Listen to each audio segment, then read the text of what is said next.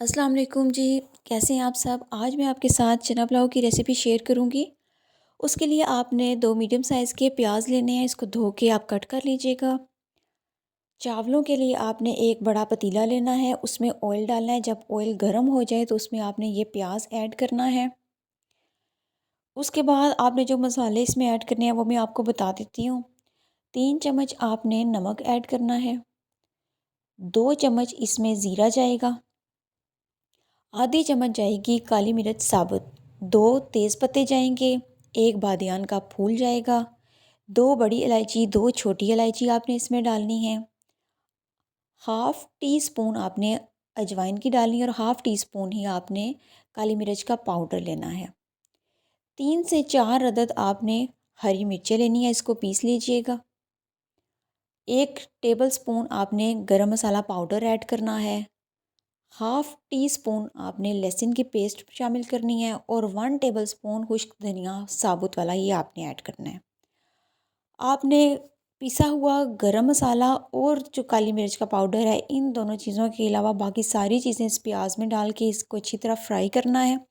जब लहसुन का कच्चापन ख़त्म हो जाएगा तो आप वो जो काली मिर्च और गरम मसाला है पाउडर, ये दोनों आपने ऐड करके इसको भी पका लेना है अच्छी तरह। जब ये अच्छी तरह पक जाएँ तो इसके बाद आपने बॉइल्ड चने इसमें ऐड करने हैं। चने रात को धो के भिगो दीजिएगा और सुबह जब आप इसको पकाएंगे, बॉईल करेंगे, तो वो पानी आप इतना डालिएगा जितना आपने चावलों में शामिल करना है और उसमें नमक वगैरह कुछ भी ऐड नहीं करना। अब जी ये चने इसमें डाल के अच्छी तरीके से इसको भून लीजिएगा। फिर उसके बाद आपने जब ये अच्छी तरीके से भून जाएँ तो फिर इसमें आपने चावल ऐड करने हैं।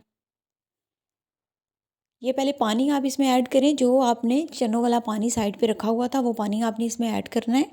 अपने हिसाब से जैसे-जैसे आपको पता है कि चावलों में कितना पानी डलता है उस हिसाब से आप शामिल कीजिएगा। फिर उसके बाद ये चावल डाल के इनको अच्छी तरह मिक्स कर लीजिएगा हल्के हाथों से ताकि चावल टूटे नहीं। ये पानी इसमें और ऐड कर रही हूँ मैं, जितना मैंने आधा पहले डाला था बाकी का आधा डाल रही हूँ। इस तरह जी इसको मिक्स करके ना आपने इसको ढाँप देना है। पहले तो इसकी फ्लेम आपने तेज़ ही रखना है।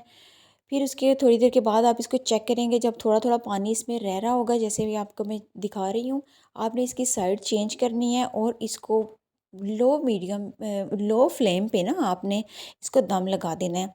10-15 मिनट के लिए दम लगाइएगा। उसके बाद देखें जी ये रेडी है। इसको मेरी जो रेसिपी है तुलसी की चटनी उसके साथ सर्व कीजिए।